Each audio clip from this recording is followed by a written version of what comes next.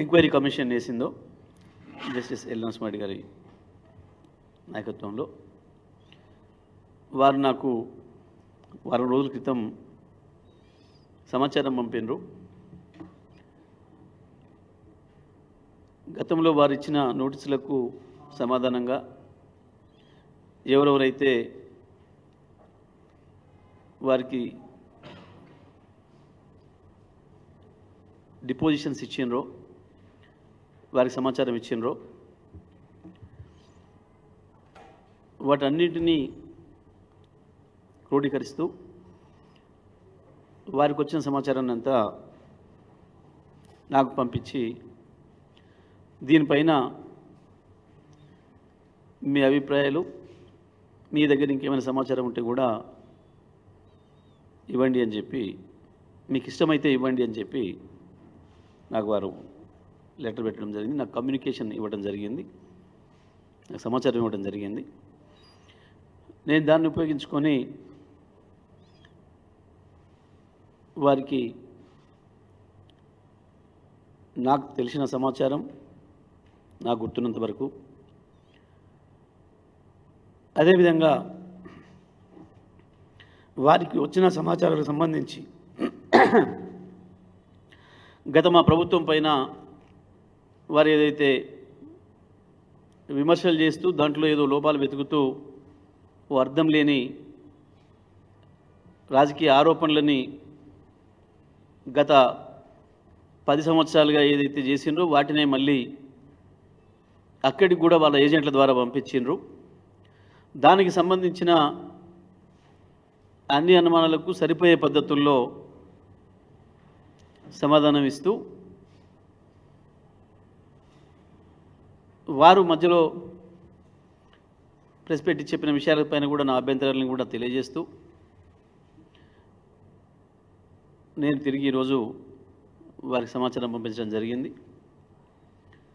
ఇప్పుడే మెయిల్ ద్వారా పంపించినాను. నా పిఏ కూడా వెళ్ళి ఆఫీసులో కాపీ సబ్మిట్ చేయడం జరిగింది. చాలా స్పష్టంగా పీజీసీఎల్ లైన్ విషయంలో వారికి అర్ధరహితమైన వాదనను తీసుకొచ్చి కొంతమంది కుహన మేధావులు వాళ్ళకి వాళ్ళే ప్రకటించుకునేటోళ్ళు కొంతమంది చేసిన అర్థం లేని ఆరోపణ, ఛత్తీస్గఢ్కి సంబంధించి ఛత్తీస్గఢ్ కొనుగోలుకు సంబంధించి ఏదో ఎక్కువ ధర పెట్టారని ఒక తెలివి తక్కువ మాటలు. ఎంత హాస్యాస్పదం అంటే ఛత్తీస్గఢ్తో మనం ఛత్తీస్గఢ్ నుంచి తీసుకున్న విద్యుత్ ₹3.90 దొరికింది.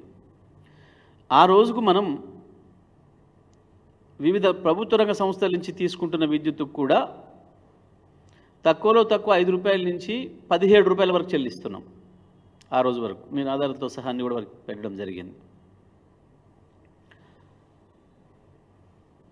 మరి ₹3.90 వల్ల నష్టం అవుతుందా, ₹5 నుంచి ₹17 చెల్లిస్తే నష్టం అవుతుందా? ఆ మేధావులు చెప్పాలి. ఈ విషయాలు కూడా నేను వారి దృష్టి తీసుకుపోయాను, నరసింహారెడ్డి గారి దృష్టికి. ఇప్పుడు తెలంగాణ కరెంటు రావాలంటే బయట నుంచి వెళ్ళి new grid, north eastern western grids అంటారు, ఇది మనదేం సౌత్ గ్రిడ్. ఆ 3 గ్రిడ్స్లో నుంచి మనకు విద్యుత్ రావాలంటే మనకు ఆ రోజు వరకు అవకాశం లేదు. తెలంగాణకు వచ్చిన అవకాశం వార్దా నుంచి డిచ్పల్లికి పీజీసీఐఎల్ కేంద్ర ప్రభుత్వ సంస్థ ఏదైతే లైన్ ఇస్తుందో ఆ లైన్ నుంచి మనం తీసుకోవాలి. అప్పటికే మనకు పక్క రాష్ట్ర ప్రభుత్వం యొక్క కుట్రలు చాలా పెద్ద ఎత్తున ఉన్నాయి మన పైన. రాష్ట్రం ఏర్పడినాడు పరిస్థితి అందరికీ తెలుసు. ఈ రాష్ట్ర ప్రజలందరూ కూడా నేను మళ్ళీ కొత్త గుర్తు చేయాల్సిన అవసరం లేదు. పరిశ్రమలు కావచ్చు, వాణిజ్యాన్ని కావచ్చు, సాగునీళ్ళకు కావచ్చు, తాగునీళ్ళకు కావచ్చు, ఎన్ని ఇబ్బందులు పడ్డామో, ఏ రకంగా ఎన్ని వేల మంది చచ్చిపోయారో మనకు తెలుసు. రాష్ట్రం ఏర్పడిన నాడు మనకి ఇవ్వాలి 53% పైన 83-86% మనకి ఇవ్వాలని, 53.89% మనకు, 46.11% ఆంధ్రప్రదేశ్కి ఇవ్వాలని చెప్పి ఆ చట్టంలో ఉన్నప్పటికీ కూడా, కేంద్రం చేసిన రియార్గనైజేషన్ చట్టంలో ఉన్నప్పటికీ కూడా చంద్రబాబు నాయుడు గారు ఆ కరెంటు మనకి ఇవ్వకపోగా సీలియర్ ఏదైతే మనకు వచ్చిందో పవర్ ప్రాజెక్టు ఆ 7 మండలాలలో కేవలం ఆ సీలేరు పవర్ ప్రాజెక్టును కొట్టేయడానికి 7 మండలాలు తీసుకొని ఏ రకంగా అయితే మన మీద కుట్ర జరుగుతుందో, అదే సందర్భంలో ఆంధ్రప్రదేశ్ ప్రాంతంలో ఉన్న ప్రైవేట్ కంపెనీల నుంచి విద్యుత్ కొందామంటే కూడా వాళ్ళని కూడా పిలిచి భయపెట్టించి తెలంగాణకు అమ్మొద్దు అని చెప్పి విద్యుత్ విషయంలో తెలంగాణను చక్రబంధంలో ఇరికియాలన్న ఒక కుట్ర అక్కడి నుంచి జరుగుతుందో, మరి అటువంటి సందర్భంలో ఈ పీజీసీఎల్ లైన్ను కూడా ఏమాత్రం ఆలస్యం జరిగినా మనకు లేకుండా, అవసరం లేకున్నా పక్క రాష్ట్ర ప్రభుత్వం బుక్ చేసుకునే పరిస్థితిలో ఉంది. మరి అటువంటి పరిస్థితులలో తెలంగాణ కాపాడుకోవడం కొరకు, తెలంగాణను అభివృద్ధి చేసుకోవడం కొరకు విద్యుత్తే ముఖ్యం కాబట్టి దాంట్లో ఆ పీజీసీఎల్ నిబంధనలో ఉన్నది మొదటిది ఫస్ట్ కమ్ ఫస్ట్ సర్వ్, ఎవరు మొదలొస్తే వారికి మొదలు ఇస్తామన్నది. దాన్ని దృష్టిలో పెట్టుకునే ఆనాడు రాష్ట్ర ప్రభుత్వం మా విద్యుత్ అధికారులు వెంటనే పీజీసీఎల్ లైన్ను బుక్ చేసుకోవడం జరిగింది. దీంట్లో ఇంకేందో మేము కోడిగుడు మీద ఈకలు వీకుదామని చెప్పేసి తెలివి తక్కువ ఆలోచన, బాధ్యత లేకుండా ఈ రాష్ట్రం పట్ల, రాష్ట్ర అభివృద్ధి పట్ల సోయలేని వాళ్ళు ఆనాటికి ఇంకా తెలంగాణ ద్రోహులకు ఏజెంట్లుగా మిగిలిన వీళ్ళు తెలంగాణలో కొంతమంది మొదలుపెట్టిన దుష్ప్రచారంలో భాగంగా ఆ వాదన తీసుకొచ్చిండ్రు. అది తప్పు అనే విషయాన్ని కూడా నేను వారికి స్పష్టంగా తెలియజేసిన. ఛత్తీస్గఢ్ విద్యుత్ ఒప్పందం కూడా పీజీసీఎల్ లైన్లో మనం వాటా కొనుగోలు చేసుకోవాలి అంటే, బుక్ చేసుకోవాలంటే ఆ ప్రాంతం నుంచి మనకొకరు విద్యుత్తులు ఇస్తాము అని చెప్పి ఒప్పందం ఉండాలి, ఏదో ఒక ప్లాంట్ నుంచి. కాబట్టి ఈ రెండు ఒకదానికొకటి అవినాభావ సంబంధం ఉంది. పీజీసీఐలో వాటా కొనాలంటే తప్పకుండా విద్యుత్ ఒప్పందం ఒకటి ఉండాలి. విద్యుత్ అవసరం ఉంది, ఆ లైన్లో వాటా అవసరం ఉంది, రెండు అవసరం ఉన్నాయి. కాబట్టి ఈ రాష్ట్ర ప్రయోజనాల రీత్యా, ఆ రాష్ట్రంలో ఆనాడున్న అత్యవసర పరిస్థితి రీత్యా ఇవి రెండు కూడా న్యాయమైనవి. ఇది కేవలం రాష్ట్ర అభివృద్ధి కొరకు మాత్రమే జరిగినాయి అనే విషయాల్ని వారికి చెప్తూ, ఇంకొక విషయం కూడా, ఆ రోజుకి ఛత్తీస్గఢ్తో మనం తీసుకున్న విద్యుత్ 3 రూపాయల 90 పైసలు ఏదైతే పడిందో, అదే సమయంలో సింహాద్రి నుంచి వెళ్ళి కూడా మనం తీసుకున్నాం. అది కూడా నా పీపీఎం మోడ్లోనే, ఎన్టీపీసీది, దానికి 4 రూపాయల 33 పైసలు పడింది. ఇంకా దానికి కొనసాగింపుగా తమిళనాడు, కర్ణాటక రాష్ట్రాలు కూడా అదే సందర్భంలో పీపీఎల్ చేసుకునే వారికి 4.94 పైసలు పడింది. ఆ సమయానికి 3 రూపాయల 90 పైసల కంటే ఒక్క పైసా తక్కువతోనూ కూడా ఈ దేశంలో ఎక్కడ కూడా అగ్రిమెంట్లు కాలేదు. ప్రత్యేకించి సదరన్ స్టేట్స్లో, దక్షిణాది రాష్ట్రాల్లో ఎక్కడ కూడా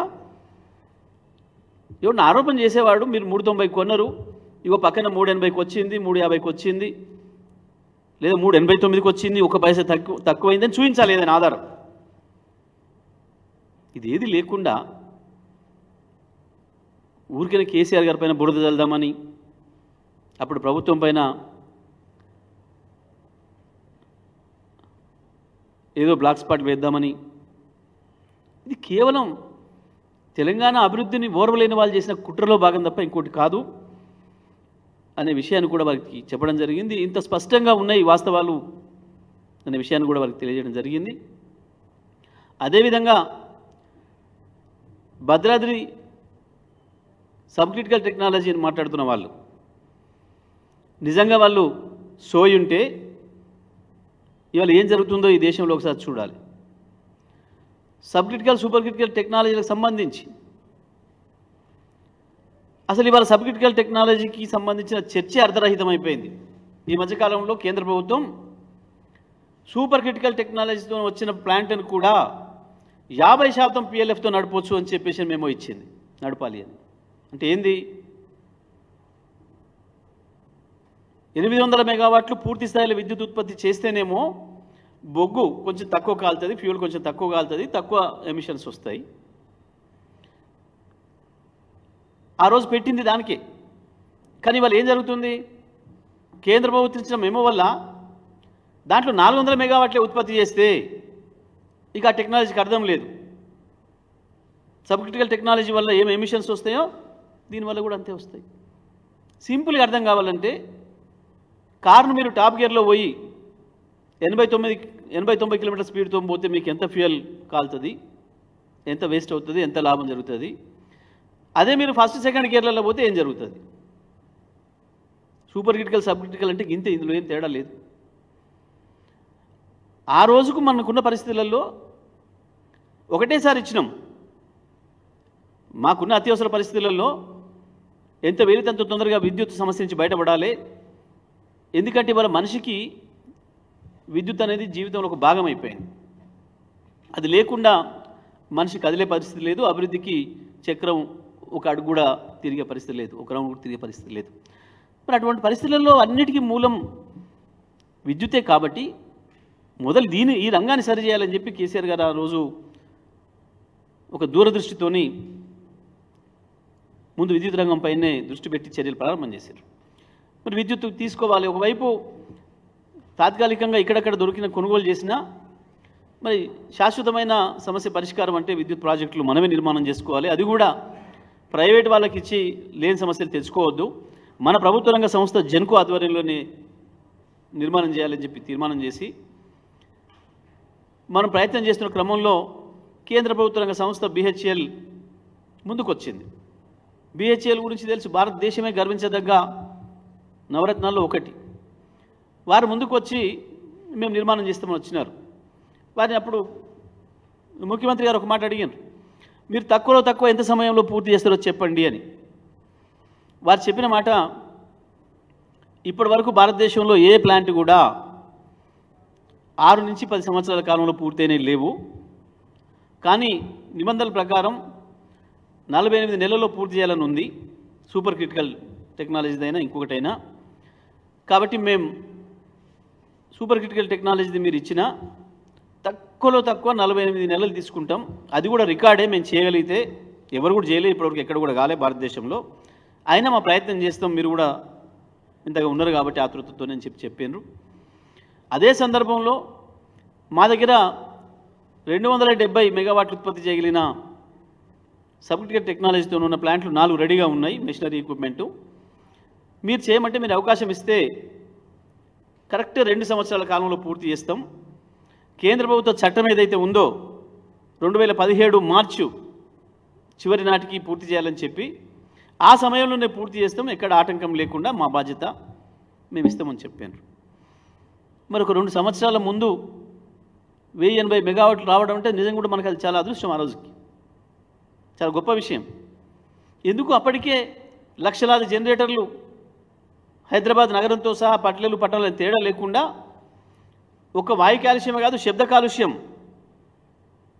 ఎంత దారుణంగా ఉండేదో మనకు తెలుసు. మరి అటువంటి పరిస్థితులలో ఒక 1000 మెగావాట్లు ముందే వచ్చి ఒక 2 సంవత్సరాలు ఈ రణగొన ధ్వనులు పోతాయి అంటే దాన్ని మించిన అదృష్టం ఏముంటుంది ఇంకా? పైగా చట్టం కూడా వద్దని చెప్పలే, 2017 లోపల చేస్తే చేసుకోండి అని చెప్పింది. ఇంకా అప్పటికి భారతదేశంలో 17 ప్లాంట్లు ఈ సబ్ క్రిటికల్ టెక్నాలజీతో నిర్మాణం అయితేనే ఉన్నాయి. ఇంకా అవన్నీ కూడా 2017 లోపల పూర్తి చేసుకోవాలి. అదే విషయం BHEL వారు చెప్పి, సార్ అందులో ఇంకా చాలా కూడా మిగిలిపోతాయి, అయినా మేము పూర్తి చేస్తాం, మీకు ఇచ్చిన మాట ప్రకారం 17 మార్చిలో పూర్తి చేస్తామని చెప్పారు. అదే సమయంలో కొత్తగూడెంలో 800 మెగావాట్లు సూపర్ క్రిటికల్, ఇక్కడ ఇది సబ్ క్రిటికల్తో 1080 మెగావాట్లకు ఇచ్చినాం. దాన్ని అనుకున్న టైంలో 48 నెలల్లో పూర్తి చేశారు. భారతదేశంలో రికార్డ్ అది. మొత్తం భారతదేశ విద్యుత్ రంగంలో థర్మల్ పవర్ ప్లాంట్ల నిర్మాణంలో రికార్డు కొత్తగూడెం స్టేజ్ 7 ఏదైతే మేము ఏర్పాటు చేసినామో 800 మెగావాట్ల సూపర్ క్రిటికల్ ప్లాంటు, అది పూర్తయింది. ఇది కూడా వాళ్ళు పని ప్రారంభించి వేగంగా జరుగుతున్న క్రమంలో దురదృష్టవశాత్తు వైజాగ్కు సంబంధించిన ఒక ద్రోహి ఎవడో NGTలో కేసు వేయటం, వారు స్టే ఇవ్వటం, దాన్ని అన్ని విషయాల్ని వారికి అర్థం చేయించి స్టేను వెకేట్ చేయించిన సమయానికి కోవిడ్ రావడం, దానివల్ల కొంత ఆలస్యమైంది. అయినా భారతదేశంలో ఏ ప్రాజెక్టు కూడా 6 ఏళ్లలో పూర్తయిన ప్రాజెక్టులు లేవు, ఏ ఆటంకాలు లేకపోతే కూడా. ఆర్టీపీపీ ఉంది. రాయలసీమ థర్మల్ పవర్ స్టేషన్ ముద్దనూరులో రాజశేఖర రెడ్డి గారు ప్రారంభం చేసిండ్రు. అదే టైంలో మన కేటీపీపీ కూడా ప్రారంభం చేసిండ్రు, శంకుస్థాపన చేసిండ్రు, Kakatiya thermal power station plant. ఇది మనం రాష్ట్రం ఏర్పడిన నాటికి 30% పూర్తయింది. దాన్ని మనం వచ్చినాక 2 ఏళ్లలోనే 70% పూర్తి చేసి మిగతా 70% సిఓడి చేసినాం. కానీ ఆర్టీపీపీ మనది అయిపోయిన తర్వాత ఇంకా 2 సంవత్సరాలకు కానీ పూర్తి కాలేదు. అంటే దాదాపు 8-9 సంవత్సరాలు పట్టింది అది పూర్తవ్వడానికి. ఇంత స్పష్టంగా ఉన్నాయి వాస్తవాలు. పైగా ఈ మధ్యకాలంలో కేంద్ర ప్రభుత్వం ఇచ్చిన మెమోతోని ఇక ఇప్పుడు super critical technology, sub critical technology చర్చే లేదు. కానీ కొంతమంది మహానుభావులు ఏందో వెతికి పట్టుకున్నాం మేమని చెప్పి రోజు రోజుకు తెలంగాణ ఎట్లయితే విద్యుత్ రంగంలో విజయం సాధిస్తుందో ఆ ఈర్ష్యతోని, ఒక కుట్ర బుద్ధితోని ఇటువంటి తప్పుడు ఆరోపణలు చేసి రాజకీయంగా పబ్బం గడుపుకోవాలని, ఏ రంగంలో అయితే కేసీఆర్ గారికి మంచి పేరు వస్తుందో దాంట్లోనే ఏదో ఆ ప్రజల్లో అనుమానాలు, నీడలు సృష్టించాలని ఒక చిల్లర ప్రయత్నం చేసి ఆరోపణలు చేశారు తప్ప ఇందులో వాస్తవం లేదు, నిజం కాదు ఇది అనే విషయాన్ని కూడా వారికి స్పష్టంగానే చెప్పడం జరిగింది. అదేవిధంగా యాదాద్రి పవర్ ప్లాంట్ విషయంలో అసలు వారు చేసే వాదనకు సహేతుకత లేదు. అర్ధరహితమైన వాదన, మూర్ఖపు వాదన. ఒక విద్యుత్ ప్లాంట్ నిర్మాణం జరగాలంటే మొట్టమొదటిగా ప్రాథమికంగా ఉండాల్సిన 4 ప్రధానమైన వనరులు.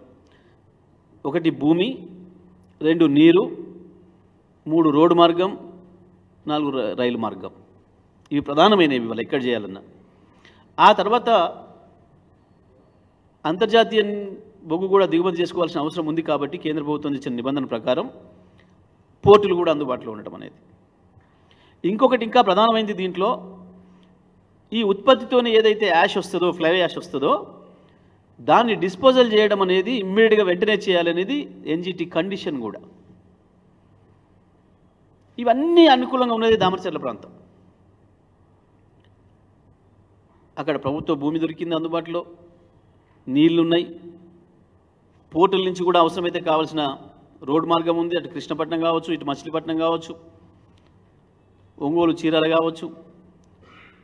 దాంతోపాటు ఆ ప్రాంతంలో ఉన్న సిమెంట్ ఫ్యాక్టరీలు ఏదైతే ఉన్నాయో అవి వెంటనే మేము ఫ్లై యాష్ తీసుకుపోవడానికి మేము సిద్ధంగా ఉన్నామని చెప్పి ముందుకు వచ్చి అగ్రిమెంట్లు కూడా ఇచ్చారు. ఇక్కడ ఎక్కడ కూడా ఏ చిన్న అభ్యంతరం లేదు ఇక్కడ. ఇంకొకటి దీంట్లో ప్రధానమైంది, బొగ్గు కేటాయింపు అనేది కేంద్ర ప్రభుత్వం యొక్క ఇష్టం మీద ఆధారపడి ఉంది, కేంద్ర ప్రభుత్వం యొక్క అధికారం అది. సింగరేణి నుంచే ఇవ్వాలని ఏం లేదు, దానికి ప్లాంట్ బొగ్గు ఇంకెక్కడి నుంచైనా కూడా కేటాయించవచ్చు, బొగ్గు ఇంకెక్కడి నుంచైనా కేటాయించవచ్చు కేంద్ర ప్రభుత్వం. కాబట్టి వాళ్ళు ఏదో అక్కడ పెట్టి దూరం అయింది, దీనివల్ల ఏదో ట్రాన్స్పోర్ట్ తగ్గుతుంది, ఖర్చు ఎక్కువవుతుంది అని చెప్పి ఒక తెలివిలేని వాదన, మూర్ఖపు వాదన, మోసపు వాదన తప్ప ఇంకోటి కాదు. ఇంకొకటి ఏముంది, కేంద్ర ప్రభుత్వం అప్పుడే ఒకరు సర్క్యులర్ ఇచ్చింది, తప్పకుండా ప్రతి ప్లాంట్ కూడా 10% విదేశీ బొగ్గును వాడాలి అని. 10% విదేశీ బొగ్గును వాడాలని. మరి నిజంగానే దాన్ని కఠినంగా అమలు చేస్తే వాళ్ళు అయితే వాడుతున్నారు. చాలా చోట్ల కేంద్ర ప్రభుత్వం చెప్పిన దానికి లొంగిపోయినారు.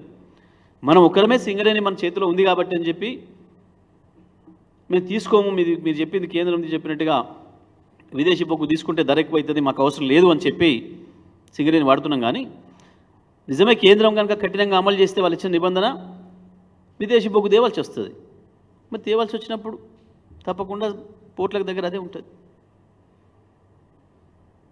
ఇది ఒక అర్ధరహితమైన వాదన. ఇంకొకటి, ఫ్లై యాష్ అక్కడ పెట్టినా ఆ ఫ్లై యాష్ను డిస్పోజల్ చేయాలంటే ఇక్కడ ఫ్యాక్టరీలో రావాల్సిందే.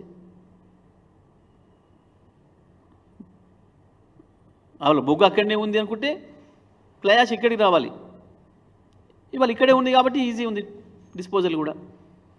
ఎట్లా చూసినా ఇబ్బంది లేదు. వీటన్నిటికి మించి ఇంకొక వైపు దానిపైన చర్చ జరుగుతున్నప్పుడు కేసీఆర్ గారు ఇంకొకటి మెగా పవర్ ప్లాంట్ మనం నిర్మాణం చేయాలి, అల్ట్రా మెగా పవర్ ప్లాంట్ 4000 మెగావాట్లతో నేను చెప్పి చర్చ చేస్తున్నప్పుడు నేను కూడా రిక్వెస్ట్ చేసిన, వెనుకబడ్డ జిల్లాకు సంబంధించిన మంత్రిగా, సార్ మా జిల్లాలో ప్రభుత్వం నుంచి వచ్చిన ఒక్క భారీ ప్రాజెక్ట్ లేదు, ఒక పరిశ్రమ లేదు, ఈ అవకాశం మాకు ఇస్తే, ఎందుకంటే ఇన్ని అవకాశాలు మాకు ఇక్కడ ఉన్నాయి, ఒక పవర్ ప్లాంట్ పెట్టడానికి కావాల్సిన అన్ని వసతులు ఇక్కడ ఉన్నాయి, ఇక్కడ అవకాశం ఇస్తే మా జిల్లా కూడా బాగుపడుతుంది, ఇది మా అందరి కోరిక, మా ప్రజల కోరిక అని చెప్పి నేను వారిని రిక్వెస్ట్ చేసిన. ముందు మహబూబ్నగర్లో పెడదామని ఆలోచన చేశాను, ఎందుకంటే అక్కడ రాయచూరు పవర్ ప్లాంట్ ఉంది, మహబూబ్నగర్ జిల్లాను ఆనుకొని కర్ణాటకలో. అక్కడ పవర్ ప్లాంట్ ఉంది అంటే మిగతా అన్ని అనుకూలమైన అంశాలు ఉన్నట్లు కదా, అక్కడ ఒకసారి ప్రయత్నం చేద్దామని చేశారు. చేస్తే దురదృష్టవశాత్తు అక్కడ భూమి అందుబాటులో లేకపోవడం జరిగింది.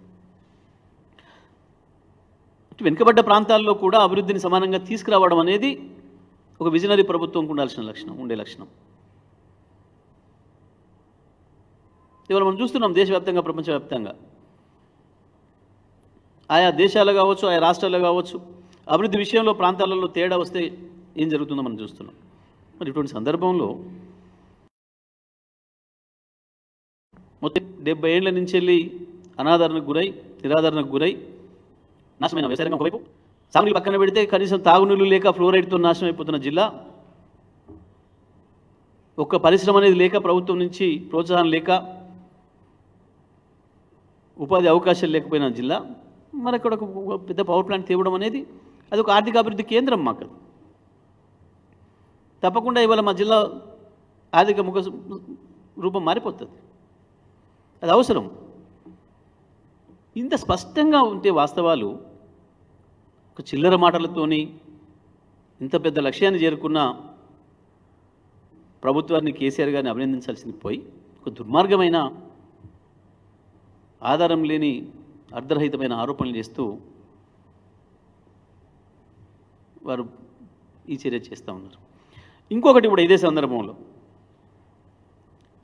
ఓపెన్ టెండర్లలో పిలిస్తే తక్కువకు వచ్చేది, బిహెచ్ఎల్కు నామినేషన్ ఇవ్వడం వల్ల మనకి ఏదో నష్టమైంది అని మాట్లాడారు. నేను దీనికి సాక్ష్యాలతో సహా నిరూపించిన. ఏదైతే Kothagudem super critical thermal power station మనం కొత్తగా నిర్మాణం చేసినామో, దాన్ని ఆ రోజుకు మనం ఇచ్చింది 3800 కోట్ల రూపాయలకు, 3810 కోట్ల రూపాయలకు బిహెచ్ఎల్కి ఇచ్చినాం నామినేషన్ పైన. అదే సమయంలో ఆంధ్రప్రదేశ్ ప్రభుత్వం పక్కనే ఉన్న Vijayawada Narla Tatarao power station stage 8 or 7 ఉంది, అక్కడ కూడా ఒకటి ప్రారంభం చేశారు వాళ్ళు అదే సమయంలో. దాన్ని కూడా వాళ్ళు బిహెచ్ఎల్కి నామినేషన్ పైన ఇచ్చిండ్రు. 2 భాగాలు చేసి బీటీజీ అనే భాగాన్నేమో 2000 కోట్ల రూపాయలకి నామినేషన్ పైన ఇచ్చి, మిగతా భాగాన్ని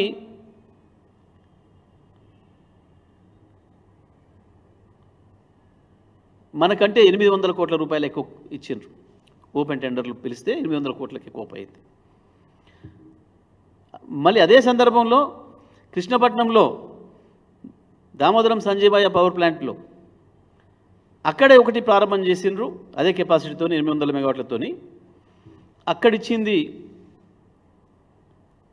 బీటీజీని బిహెచ్ఎల్కి ఇచ్చారు నామినేషన్ బేస్ మీద, అదే 2000 కోట్లకి, 2307 కోట్లకి. మిగతా పని బీఓపీ పనిని 3000 కోట్లకి ఇచ్చారు. దాదాపు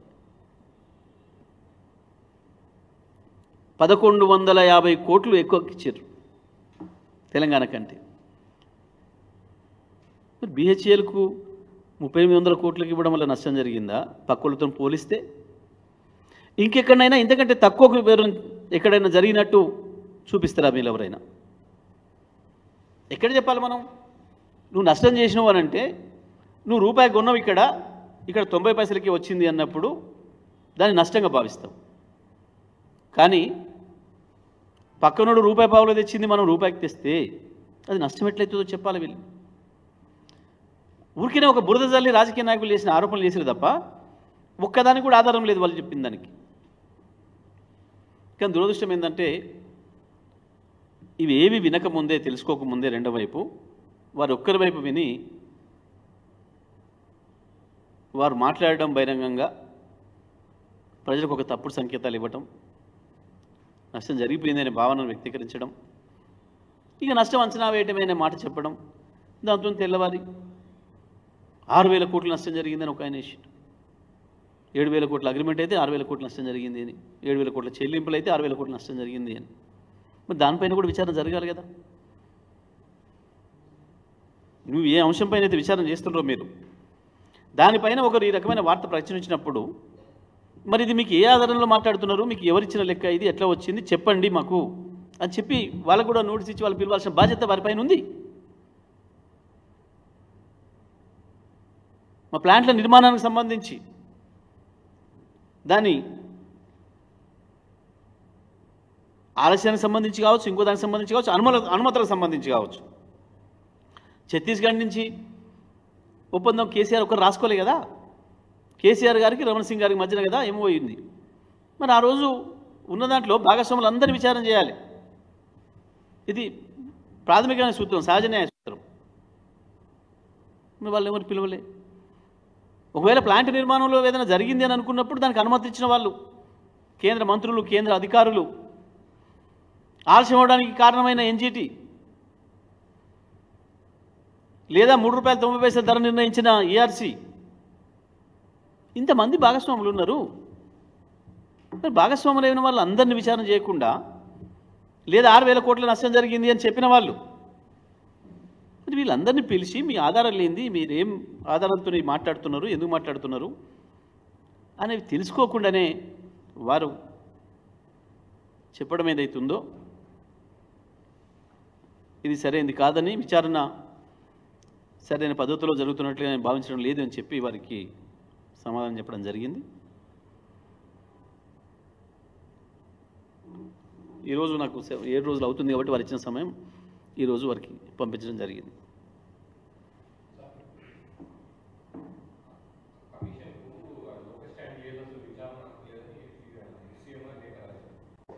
లేఖ రాయటమే కాదు, కేసు కూడా వేసారు. ఎందుకు అనంటే అది కోర్టులో ఉన్నప్పటికీ ఏమవుతుంది అనేది మనం చెప్పలేము. కోర్టు తీర్పు ఎట్లా వస్తుందని మనం చెప్పలేము. కానీ వారు నాకు వారం రోజుల సమయం ఇచ్చిండ్రు. ఆ సమయాన్ని వాడుకోవాలి, ఈ వాస్తవాలని చెప్పాలి అనే ఉద్దేశంతో నేను వాస్తవాలని వారికి పంపించిన. ఎందుకు అంటే వారు ఏదైతే మధ్యలో మాట్లాడినరో మరి ఇవి వాస్తవాలు, ఇవి ఎక్కడ కూడా వాళ్ళు చెప్పిన దానికి ఆధారం లేదు. 6,000 కోట్ల నష్టం అనేదానికి ఆధారం చూపించలేదు. ₹3.90 తీసుకుంటే కూడా నష్టం అని చెప్పింది అబద్ధం పూర్తిగా. ఎందుకు అనంటే ఆ సమయానికి ₹5 నుంచి ₹17 చెల్లిస్తున్నాం మనం వేరే వాళ్ళకు. ఇంకొకటి నామినేషన్ పద్ధతి పైన వాళ్ళు చెప్పింది ఏదైతే ఉందో పూర్తిగా అది బేస్లెస్. ఎందుకంటే ప్రభుత్వ రంగం నుంచి ప్రభుత్వ రంగ సంస్థలకి నామినేషన్ మీద ఇచ్చుకోవచ్చు అనేది చట్టంలో ఉంది, చట్టం అనుమతిస్తుందని. ఇంకొకటి ఏంది, ఇవన్నీ ఒకవైపు అయితే ఇవి 4 ప్రభుత్వ రంగ సంస్థల మధ్య జరిగినాయి. ప్రభుత్వ రంగ సంస్థలలో ఎవడన్నా ఓడి కూడా లంచం ఇచ్చుకుంటాడా, నష్టం చేసుకుంటారా? ఒకవేళ మన రాష్ట్రానికి నష్టం జరిగి ఛత్తీస్గఢ్ రాష్ట్రానికి లాభం కావాలని మేము ఎందుకు కోరుకుంటాం? ఎక్కడ ఇప్పుడు ఆ పవర్ ప్లాంట్లో BHELకి ఏమో ఇవ్వాల్సినంత ఇచ్చి ఇంకోని ప్రైవేట్ వాడికి మాకంటే 800 కోట్లు ఇచ్చిండ్రు ఎక్కువ. అక్కడ ఏమైనా అవకాశం ఉంది చేసుకుంటే వాడితో మిలాఖత్ అయ్యేదానికి. మరి మా BHEL చైర్మన్ తెచ్చి మాకేమైనా ఇస్తాడా? ఛత్తీస్గఢ్ రమణ సింగ్ గారు ఏమన్నా కేసీఆర్ గారికి సాటంగా పంపుతాడా? ఇందులో ఏమన్నా ఉందా అంటే నా సాహిత్యకత ఉందా దీనికి ఏమన్నా ఆ మాటలు మాట్లాడడానికి? ఉత్తగానే తెలంగాణ పైసలు ఖరాబు చేయాలని అనుకుంటామా మేము? ఇంకెవరైనా కానీ కేసీఆర్ కానిస్తాడా? ఏందన్నట్టు దీంట్లో వాడెవడన్నా మాట్లాడిని రాజకీయ దురుద్దేశాలతో కక్షపూరితంగా మాట్లాడతారు. కేసీఆర్కి బురద జల్లాలనే ప్రయత్నం ఉంటారు అవతల పార్టీలు. వీరు కదా జాగ్రత్తగా ఆలోచించాలి. అందుకే నేను చెప్పిన, నాకు ఇచ్చిన అవకాశాన్ని వాడుకున్నాను, నేను సద్వినియోగం చేసుకున్నా. వారికి ధన్యవాదాలు తెలియజేస్తూ నాకు మంచి అవకాశం ఇచ్చారు, సంతోషం అని. వాస్తవాలు ఇవి ఇట్లా ఉంటాయి. మీరు ఈ వైపు కూడా చూడాల్సి ఉండే, ఇది చూడకుండానే మీరు మాట్లాడడం అనేది దురదృష్టం. ఇప్పుడు మీరు చూసినాక ఆయన మనసు మార్చుకుంటారని నేను అనుకుంటాను. ఎందుకంటే వాస్తవాలు చెప్పలేదు. ఆ రోజు వాస్తవాలు వినకుండా ఒకటే సైడ్ మాట్లాడిండు. దానివల్ల ఆయన తొందరపడ్డాడు, లేదా ఇంకేదైనా ఉద్దేశం ఉండి ఉండాలి. వాస్తవాలు చూసే మాట్లాడితే మాత్రం మేమే సంతోషపడ్డాం. వారు వచ్చిన అనగానే అరే తెలంగాణ బిడ్డ మనోడు, హైకోర్టు చీఫ్ జస్టిస్ రిటైర్ అయ్యారు వారు, తప్పకుండా నిజాలు బయటకు వస్తాయని చెప్పి సంతోషపడ్డాం మేము.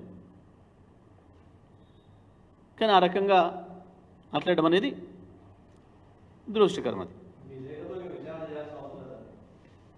నేను లేఖతో విచారణ చేయాల్సిన అవసరం లేదని నేను చెప్పడం లేదు. నాకు వారం రోజుల్లో మీరు పంపండి అని చెప్పింది కాబట్టి నా దగ్గర ఉన్న సమాచారం, నాకుండే అభిప్రాయం, వారు నాకు ఇచ్చిన అవకాశాన్ని వినియోగించుకొని గౌరవంగా వారు ఇచ్చిండ్రు. తప్పకుండా నేను దాన్ని అదే పద్ధతుల్లో ఇచ్చిన. కేసీఆర్ గారు కూడా ఊరికే నేను మీరు అడిగితే నేను ఇయ్యను పొమ్మని అనలే. సమాచారం అంతా ఇస్తూనే వారు చేసిన పొరపాటు ఏంటంటే వారు దృష్టి తీసుకొచ్చిండ్రు. అదే సందర్భంలో మీరు ఒక అభిప్రాయంతో ఉన్నప్పుడు మీరు విచారణ చేయడం కూడా అనవసరం అన్నమాట చెప్పారు. ఇవాళ కోర్టులో ఉంది కాబట్టి నేను ఆ మాట లేదు.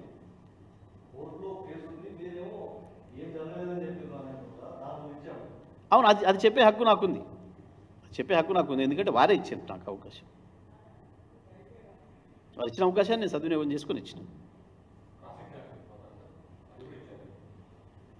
నేను మళ్ళీ వారికి ఇచ్చిన, మళ్ళీ వారి నుంచి ఏమైనా వస్తుందని చూస్తాను. వారు ఏదైతే అవకాశం ఇచ్చారో దాన్ని సరిగ్గా వాడుకొని సరిగ్గా ఇచ్చిన తర్వాత ఏం జరుగుద్ది అనేది ఇక చూస్తాను. నేను వాస్తవాలు వారికి ఇవ్వాలి కాబట్టి వాస్తవాలన్నీ కూడా ఇచ్చిన.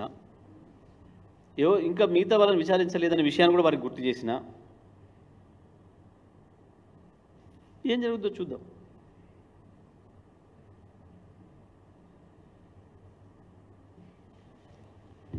రైట్.